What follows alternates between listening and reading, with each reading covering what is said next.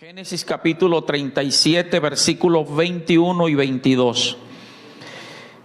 Esta mañana, leyendo el capítulo 37 de Génesis, me impactó esta parte y la estuve compartiendo a través del WhatsApp con algunos de los hermanos que tengo. Y Dios me hablaba acerca de lo importante que es no pretender nosotros entender a Dios. Génesis 37, 21 dice: cuando Rubén oyó esto, lo libró de sus manos y dijo: no lo matemos. Y les dijo Rubén: no derraméis sangre, echadlo en esta cisterna que está en el desierto, y no pongáis mano en él, por librarlo así de sus manos, para hacerlo volver a su padre. Sabe que uno de los conflictos internos más grandes que el ser humano ha tenido a través de la historia, y que seguramente usted y yo también hemos tenido, es querer entender a Dios. Yo creo que en algún momento de nuestra vida nosotros hemos querido como que entender qué es lo que Dios hace, por qué lo está haciendo, por qué permite ciertas cosas. Hemos pretendido entender qué es lo que Dios planifica para nuestra vida y por qué permite ciertas cosas. Y debido a este conflicto, a este interrogante, hay muchos, y ahora hablo de los cristianos, no hablo de la gente que no teme a Dios, hablo de gente que teme a Dios. Hay muchos cristianos llenos de dudas acerca de Dios, acerca de la existencia de Dios, hasta tal grado que algunos han llegado a la conclusión de pensar y decir: si Dios existiera, si Dios me amara, no pasara lo que está pasando, no permitiera lo que estoy viviendo. Y algunos han caído en ese conflicto acerca de la existencia de Dios, de la veracidad de Dios. Otros cristianos están desanimados espiritualmente, porque Dios no les ha respondido, porque Dios no estuvo allí, entre comillas, o aparentemente cuando más lo necesitaron. Llegan al estado del desánimo, y hay mucha gente que le sirvió a Dios en un cargo, en un ministerio, pero hoy día no le está sirviendo a Dios por este gran conflicto. Otros lamentablemente están resentidos contra Dios.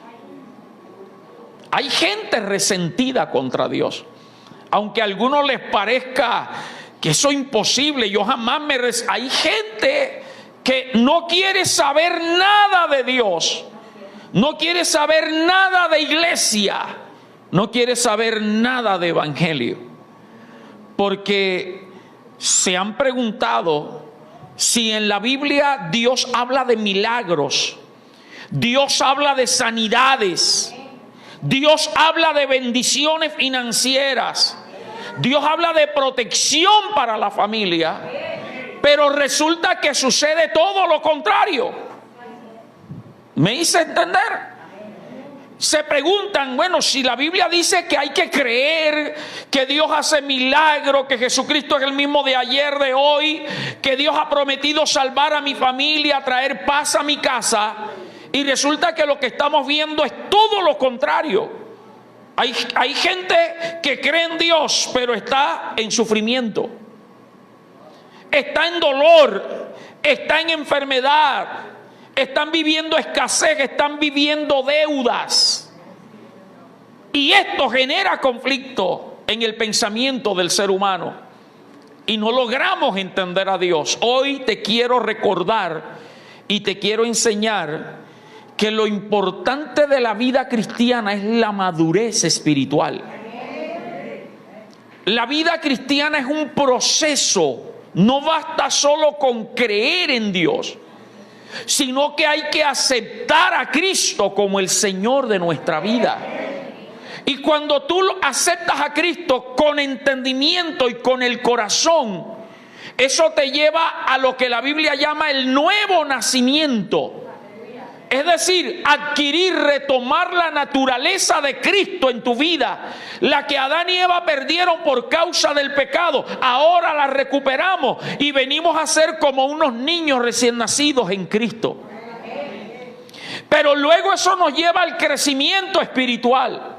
Usted y yo no podemos quedarnos como niños espirituales toda la vida. Amén. Los que somos papás, creo que en algún momento de nuestra vida hemos pensado, especialmente las mamás, pero yo digo que los papás también, no quisiéramos como que los hijos crecieran, que se quedaran bebecitos ahí, que uno los podía llevar, traer, gobernar, pero ya llega un momento donde crecen y hasta donde se tienen que ir de la casa. No quisiéramos que crecieran nunca, pero si no crecen, serían anormales. Es decir, que lo normal es que crezcan, ¿o no es así? Lo normal en el cristianismo es que usted crezca. Usted no puede ser toda la vida como un niño que se cae y tiene que depender de que alguien lo levante o lo sobe. Y ahora que somos adultos, ¿cuántos golpes no nos hemos dado, tanto físicos como emocionales? Y nos ha tocado levantarnos, hermano. La vida cristiana te tiene que llevar a ese estado de madurez. Y la madurez en el Señor no se adquiere con años en el cristianismo. Porque hay gente que tiene años en el evangelio y son unos bebecitos todavía. Se resienten por cualquier cosa. Porque los saludaron, porque no los saludaron. Porque los pusieron, porque no los pusieron. Porque Dios les hace, porque Dios no les hace. Eso es inmadurez. La madurez espiritual se adquiere a través de la comunión y la relación que tú y yo tengamos con Dios. Y esa comunión y esa relación con Dios se adquiere a través del estudio de la palabra. Cuando usted estudia la palabra, usted va descubriendo muchas cosas en la Biblia y vas adquiriendo madurez espiritual. Y una de las claves claras, de que usted es un cristiano maduro es cuando usted tiene claro que a Dios no se le entiende. Usted no puede pretender entender los porqués de Dios. A Dios no se le entiende, a Dios se le cree y se espera en Él.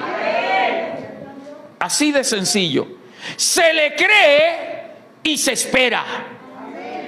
Eso te ayuda a mantener tu fe vigente. Señor, no entiendo por qué me está pasando esto. Señor, no entiendo por qué estoy atravesando esta situación de salud financiera, familiar, de cualquier índole. No lo entiendo. Pero tu palabra dice que a los que a ti te aman, todo les ayuda para bien. No te entiendo, pero yo me agarro de que algo bueno va a suceder después de todo esto. Alguien diga amén. Amén. Y cuando usted adquiere ese grado de madurez espiritual que usted dice, Señor, no entiendo, pero algo tienes, entonces tú aprendes a depender de Dios. Tú no cuestionas a Dios, tú no pretendes entender las cosas de Dios. Tú sabes y tienes claro que lo que Dios hace es perfecto y es para bien. Porque muchas veces el bien y lo perfecto de Dios no se parece a lo nuestro. Y ahorita te voy a ampliar un poco más. Vamos a Isaías en el Antiguo Testamento, capítulo 55, versículos 8 y 9, para los que toman nota. Y para nuestro hermano Eugenio Bocio, que todavía ahí en las redes es el secretario privado. Isaías 55, 8 y 9. Mire lo que Dios dice, ya lo tenemos, ¿verdad? Dice, porque mis pensamientos, dice Dios, no son ¿qué? Mis pensamientos, dice Dios, no son los pensamientos de ustedes, ni mis caminos son los caminos de ustedes. Así de sencillo. Dice el versículo 9, como son más altos los cielos que la tierra, así son mis caminos más altos que vuestros caminos y mis pensamientos más altos que vuestros pensamientos. Es decir, que así como está de lejos el cielo y la tierra, así está de distante el pensamiento del hombre en relación con el pensamiento de Dios. Y el que pretenda entender a Dios, hermano, o termina desanimado, frío, triste, o termina ateo. Amén. Mientras que nosotros pensamos en nuestro presente y en nuestro futuro inmediato, Dios piensa más allá en tu futuro hasta el día de tu muerte, y el pensamiento de Dios no se queda con tu muerte, sino que trasciende a tus hijos, a tus nietos y a tus generaciones. Wow. Es decir, que hay cosas que van a ayudarte a bien y tal vez tú no las vas a ver, porque el bien va a ser para tu descendencia. Amén. Terrible eso, ¿verdad? Wow. Te voy a repetir, hay cosas que tú has vivido que tú no las vas a entender, y tal vez tú no vas a entender nunca el por qué para bien eso, pero para tus hijos y para tus nietos y para las generaciones Dios les va a demostrar el por qué permitió aquello. Wow.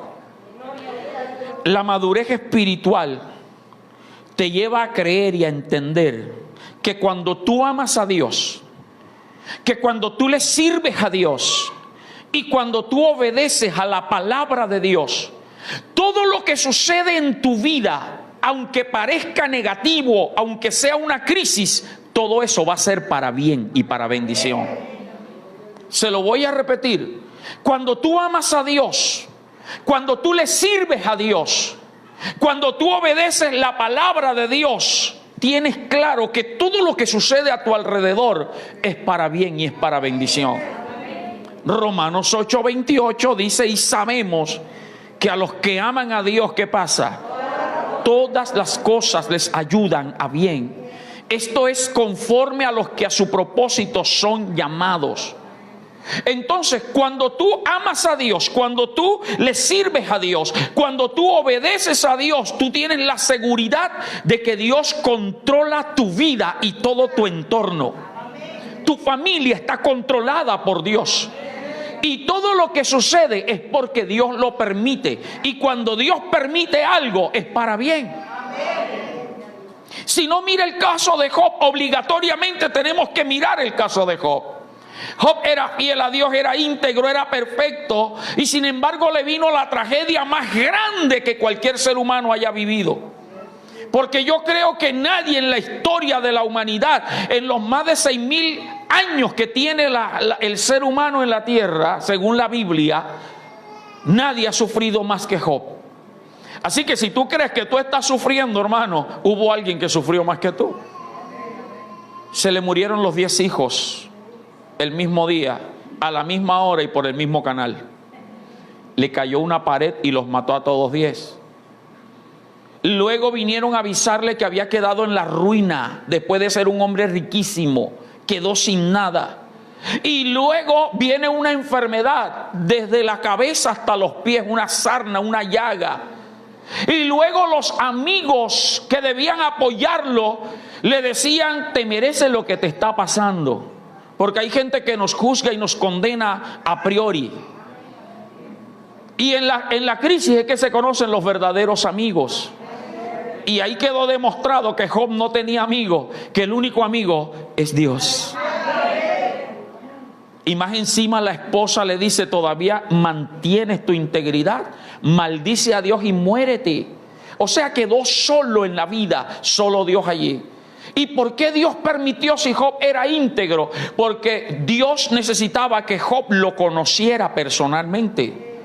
Por eso cuando Dios se le revela a Job, cuando Dios habla con Job, porque Job, al igual que cualquier ser humano, cuestionó, preguntó, no maldijo a Dios, no blasfemó. Lo único que Job hizo fue maldecir el día en que nació.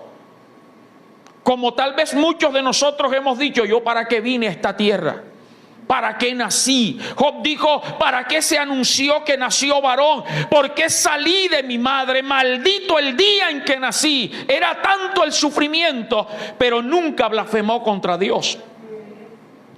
Sin embargo, Dios se le aparece y le dice: Job, ahora cíñete como varón valiente porque yo te voy a preguntar a ti, tú me vas a responder. Y comienza Dios a hablarle de su grandeza y le dice: ¿dónde estabas tú cuando yo creé el sol, la luna, las estrellas, las grandes lumbreras? ¿Quién crees tú que le puso límites al mar, Job? Job, ¿quién crees tú que es el que alimenta a los grandes monstruos marinos? Dios le está diciendo: mira, Job, yo tengo el control de todas las cosas. Y entonces es cuando Job le dice a Dios: de oídas te había oído, pero ahora mis ojos te ven. Es decir, que la tragedia de Job le sirvió para que conociera a Dios. Muchas veces Dios te permite, porque creo que la mayoría de los que están aquí, los que están en los templos cristianos evangélicos, han venido a Dios porque han tenido una dificultad o no. Un problema con los hijos, con el hogar, en las finanzas, en la salud. Han venido, alguien les dijo que Dios podía ayudarlos. Digo la mayoría, tal vez algunos no, pero la mayoría. Alguien les habló y les dijo: Cristo es la esperanza, y vinieron a Cristo y Cristo les dio el milagro. Y por eso hoy usted está en el Evangelio, porque conoció a ese Cristo de la Biblia, que no es una historia simplemente, sino que Él es real y que todavía sigue haciendo grandes milagros. Ese es el Dios que alabamos aquí. Dale toda la gloria, dale toda la honra y dale toda la alabanza. Y entonces nos hemos enamorado de Dios. ¿Cuántos están enamorados de Dios aquí? Le hemos conocido. Así que la madurez espiritual implica eso, amada iglesia. Dios tiene el control de tu vida. Sí, nos duele, da tristeza, hay situaciones duras, pero Jehová tiene el control. El texto que leí inicial de Génesis 37, los que conocemos la historia bíblica sabemos que nos habla de los hijos de Jacob, que tuvo 12 hijos. El menor en ese momento era José, y dice la palabra de Dios que Jacob amaba más a José, y los hermanos tenían envidia porque su papá prefería a José, y entonces lo aborrecían y lo odiaban. Y se añadió al odio el que José tuvo sueños. Dice que un día soñó y se lo contó a sus hermanos y a su papá, que él y sus 11 hermanos estaban atando manojos en el campo, y que el manojo de él de trigo permanecía erguido y el de los hermanos se inclinaban hacia él. Luego soñó que el sol, la luna y 11 estrellas se inclinaban ante él. Y enseguida ellos entendieron y le dijeron: ¿acaso vendremos, dijo Jacob, yo, tu madre y tus hermanos, a inclinarnos ante ti? ¿Serás tú rey? ¿Serás gobernador? Ese era la vida de esta historia. Por eso los hermanos lo aborrecían. Por eso cuando lo vieron que venía hacia ellos, uno de ellos dijo: ahí viene el soñador, matémosle y veremos qué será de sus sueños. Satanás quiere matar nuestros sueños. Satanás quiere matar nuestro propósito. Satanás quiere matar tu bendición. Pero si fue Dios el que te la dio, jamás el diablo podrá matar lo que Dios te ha entregado. Por eso es que nuestros sueños tienen que estar dirigidos por Dios. Es bueno que tú tengas sueños, que tú tengas ideales, que tú tengas propósito, pero lo bonito es que ese propósito y ese sueño esté direccionado por Dios. Ayer hablaba con un hermano en consejería de la iglesia de Olaya. Vino de Venezuela, ya tiene creo que 3-4 años de estar aquí en Colombia, en Cartagena. Él me contaba y me decía: pastor, yo nací en un hogar muy católico, muy religioso, muy tradicional, adoradores de imágenes. Usted sabe todas las imágenes, las vírgenes que hay en Venezuela y todo el asunto, hasta de José Gregorio Hernández me contaba. Y me decía: pastor, pero desde niño yo como que entendía que eso no estaba bien, inclinarse ante una imagen. Y no es que yo era rebelde, es que yo sabía que Dios no estaba ahí. Y él empezó a contarme su historia y me dice: y vino la situación difícil allá en Venezuela. Él tenía buenos cargos, estaba bien allá y le tocó buscar para dónde salir. Y dice que cuando determinó venirse para Colombia con su esposa, tenía opción de ir a Bucaramanga, a Medellín y creo que a Barranquilla. Pero él sintió que Dios lo estaba enviando, era a Cartagena, no era cristiano todavía, no era convertido, estaba en esa incertidumbre, asistía a iglesias evangélicas, miraba el catolicismo, no sabía. Y me contaba que le dijo: Señor, si es tu voluntad que yo vaya a Cartagena, que todo me salga bien. Le dieron el pasaporte y todo el asunto y está aquí. Y yo le decía, bueno, la primera razón, porque hay que buscar razones, le decía, por las cuales Dios te llevó a Cartagena o te trajo a Cartagena y no a otros lugares. La primera razón era para que lo conocieras, porque empezó a congregarse allá en la iglesia. Estoy hablando de los que conocen la obra ya de Abraham. Él empezó a congregarse antes de la pandemia y ahora lo veo más firme. Me dijo: pastor, quiero empezar a predicar. Le dije: esa era una razón por la cual Dios te trajo a Cartagena, para que lo conocieras a Él. Pero tienes que buscar el propósito total de lo que Dios quiere contigo. Y eso es lo que usted y yo tenemos que hacer, hermano y amigo. Gloria a Dios por tus sueños, por tus visiones, pero que tus sueños y tus visiones sean los que Dios realmente quiere para ti. Porque cuando es Dios el que te designa y te determina para algo específico, no hay diablo que se oponga. Y aunque el diablo te quiera hacer frente, Jehová termina arrasando con él. Entonces José contaba sus sueños y el papá Jacob entendía que su hijo iba a ser gobernador. Porque la Biblia literalmente dice que Jacob meditaba en lo que su hijo le decía, aunque no le agradaba mucho, pero meditaba. Y los hermanos veían a José como una amenaza. Ojo, y José también soñaba y creía que iba a ser gobernador. Recuerda que ahorita te decía que tú y yo pensamos en nuestro presente y en nuestro futuro inmediato, pero Dios va mucho más allá. Para Jacob, para José, para sus hermanos, él iba a ser un gobernador simplemente, y pensaban que iba a ser en el país. Pero Dios había escogido a José para cumplir una profecía que Dios había dado 167 años atrás en el libro de Génesis capítulo 15, por allá el versículo 13 y 14. Cuando Dios habló con Abraham, Génesis 15, 13, Dios empieza a decirle a Abraham: ten por cierto, Abraham, que tu descendencia se irá a morar en tierra extraña y luego serán cautivados, pero yo los sacaré con mano fuerte. Y Dios necesitaba a alguien para que cumpliera esa profecía, y el escogido por Dios fue José. Ahora entiende que Dios había soñado con José 167 años atrás. Dios soñó contigo y conmigo para esta iglesia antes de que nosotros naciéramos. Alguien diga: yo estoy en el plan y en el propósito de Dios. Ahora aprendamos lo siguiente en lo que meditaba. Jacob, el papá, meditaba en el sueño de José. Y por eso yo entendía que Jacob le hizo una túnica muy bonita a su hijo. Conoce la historia de la túnica de José, ¿verdad? Una túnica de colores, bien bonita. ¿Sabe por qué? Porque Jacob estaba entendiendo, y su visión era tan limitada que creía que José iba a ser gobernador, pero de la familia. Es decir, que desde su adolescencia, porque eran 16, 17 años lo que tenía, Jacob con esa túnica lo colocó como el sucesor de él. José iba a mandar a sus hermanos. Pero usted y yo sabemos lo que pasó con esa túnica.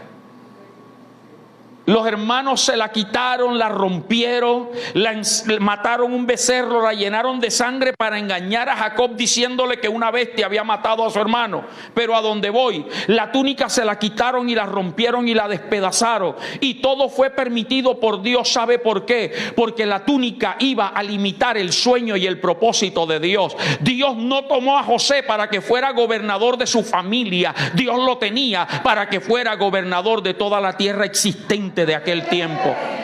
Por eso hay cosas que Dios va a romper de nuestra vida. Hay personas que Dios va a sacar de nuestra vida y nos va a doler, porque esas personas están limitando el propósito de Dios para nuestra vida. Y lo negativo que pasa en tu vida no es para que te estanques a llorar, sino para que avances a lo que Dios tiene. Alguien diga gloria a Dios. Alábalo. Alábalo, dale toda la gloria al Rey. Así que, hermanos, mire, hay familias, hay amigos que Dios te va a quitar. Sea que se alejen o sea que partan de esta tierra. Hay empresas, hay negocios, hay contratos, hay empleos que Dios va a tener que quitarte porque están limitando el propósito de Dios. Y por eso es que tenemos que avanzar. Y ese era el pensamiento del papá de Jacob. Le hizo la túnica y se la dio a su hijo, pero lo estaba limitando. Pero ¿cuál era el pensamiento de los hermanos? Los hermanos dijeron: a este hay que matarlo, porque como lo matemos se va a acabar su sueño. Y eso fue lo que ellos expresaron. Si lo matamos, ¿dónde van a quedar los sueños? Pero uno de los hermanos dijo: no lo matemos, Dios en el asunto. Y terminaron metiéndolo en una cisterna y terminaron vendiéndolo a unos mercaderes. Allí terminó para los hermanos de José el sueño de José. Pero lo que ni José sabía, ni los hermanos sabían, es que la cisterna era el refugio que Dios había preparado para que a José no lo mataran.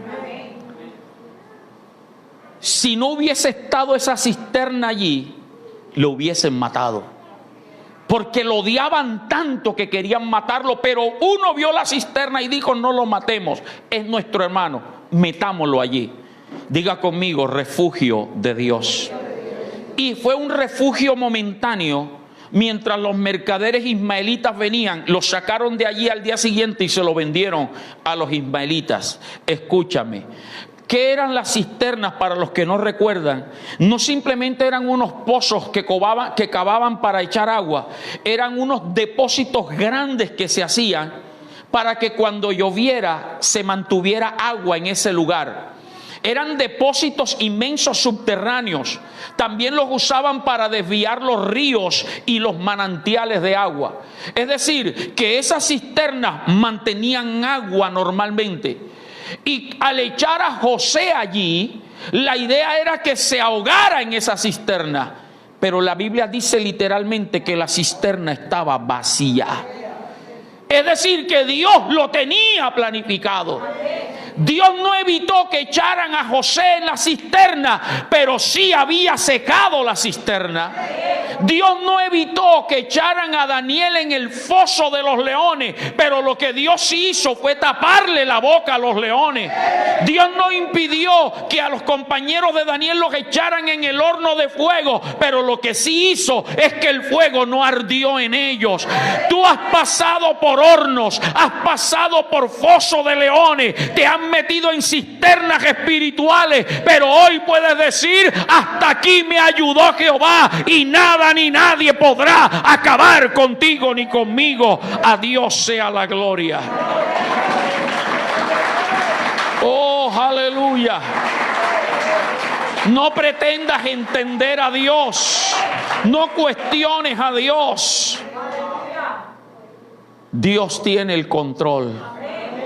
La cisterna estaba vacía, pero había otro problema. Una cisterna vacía era el lugar apropiado para las fieras depredadoras. Una cisterna vacía era apropiada para nidos de serpientes venenosas y culebras en el desierto.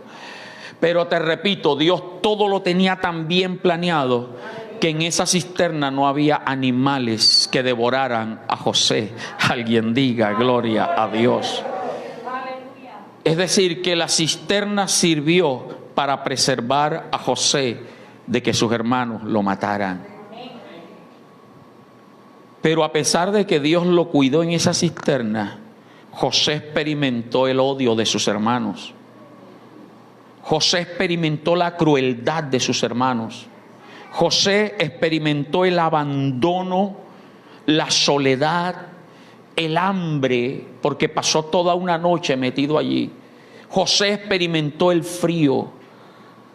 Te repito, tal vez tu cisterna, tu dificultad, tu crisis, tu enfermedad, por lo que has pasado, te ha traído dolor, tristeza y muchas cosas negativas a tu vida. Pero ¿sabe qué es lo importante? Que Dios te está preservando para algo grande. Wow, 4 o 5 entendieron eso. A pesar de tu dolor, a pesar de tu tristeza, de tu soledad, de todo lo que has vivido, si Jehová te ha guardado hasta aquí es porque te tiene preservado para algo grande.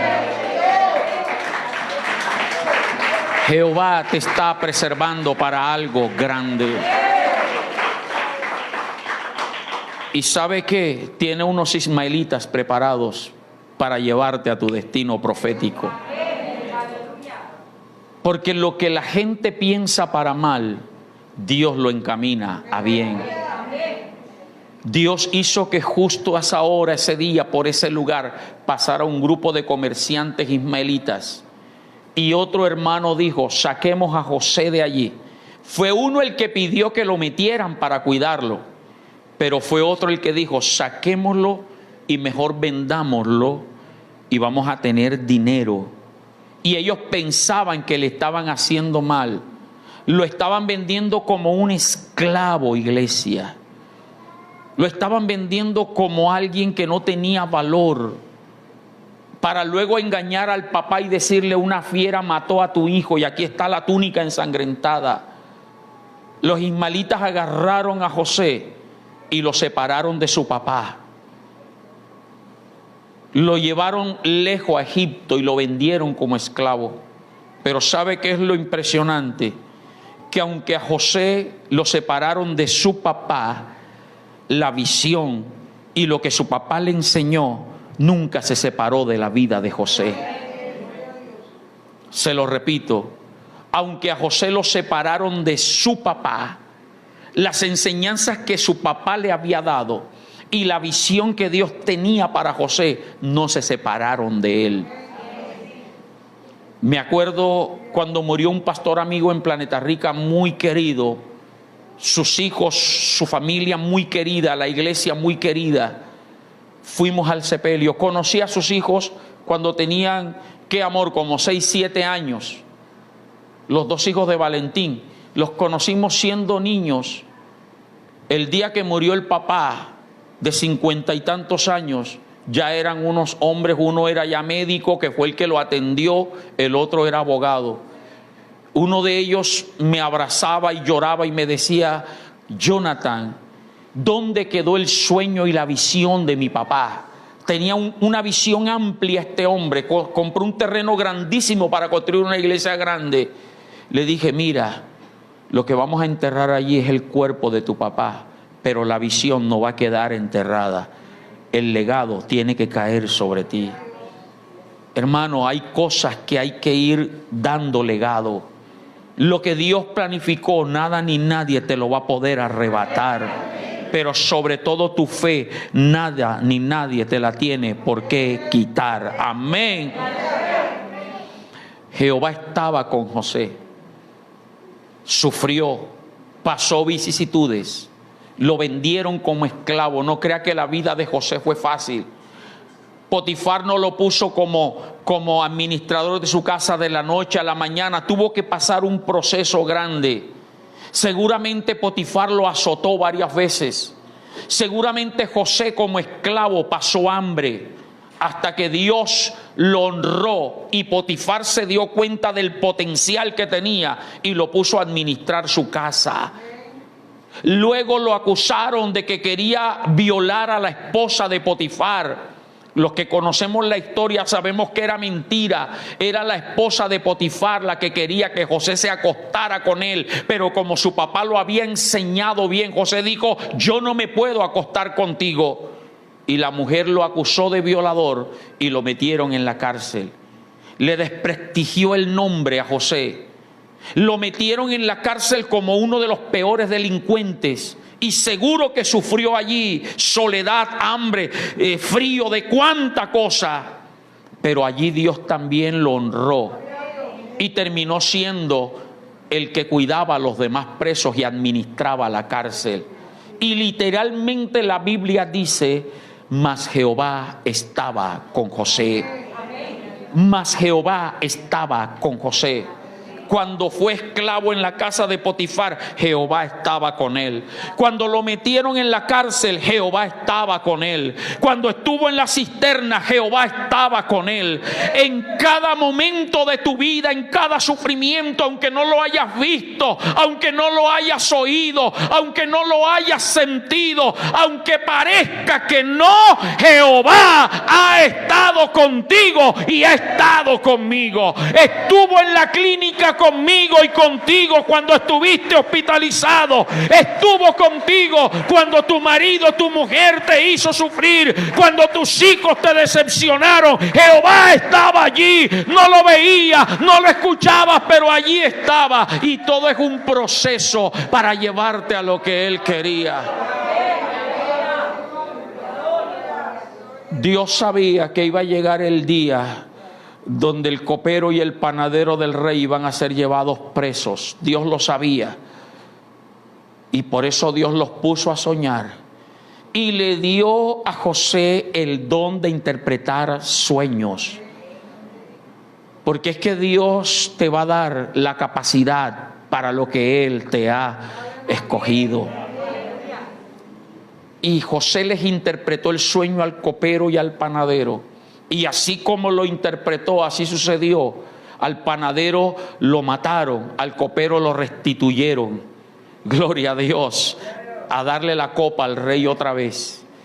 Y a veces queremos hacer como José, adelantarnos.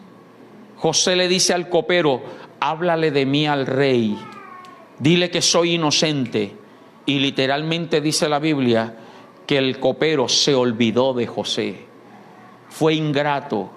Hermano, de pronto tú has tenido esperanza en algún momento, ahora sí, y parece que todo se vuelve atrás. Tranquilo, tu momento está a punto de llegar. Tu bendición está a punto de llegar. Y llegó el día donde Dios puso a soñar al faraón. Usted conoce la historia, permítame recordársela. Y nadie podía interpretarle el sueño al faraón después de un tiempo.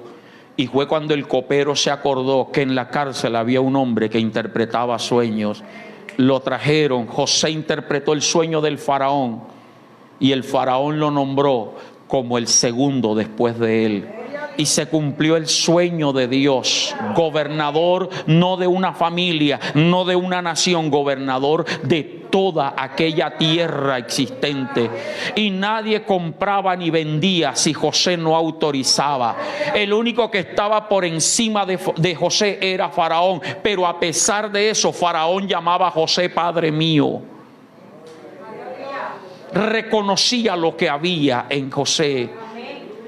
Y cuando hubo hambre, llegaron los hermanos de José a comprar. Y ellos tenían en mente a un muchachito de 17 años que vendieron semidesnudo, sin túnica. Ahora están ante un hombre de más de 31 años, vestido elegante y con oro por todos lados, que todo el mundo le hacía venia y le respetaba. Y cuando lo ven, sin saber que era José, sin saber que el sueño de las 11 estrellas inclinándose se estaba cumpliendo, ellos se arrodillaron delante de José. No lo reconocieron, pero José sí lo reconoció. Y José sabía que el sueño que Dios le dio a los 17 años se estaba cumpliendo. Va a llegar el día, gloria al Señor, donde lo que Dios te puso a soñar, te vas a acordar y vas a decir: eso fue lo que me profetizaron, eso fue lo que el pastor Jonathan predicó aquel viernes de milagro, que un día Dios me iba a conceder. Alguien póngase de pie, alguien diga: mi milagro está a punto de suceder, el sueño de Dios para mi vida está a punto de lograrse.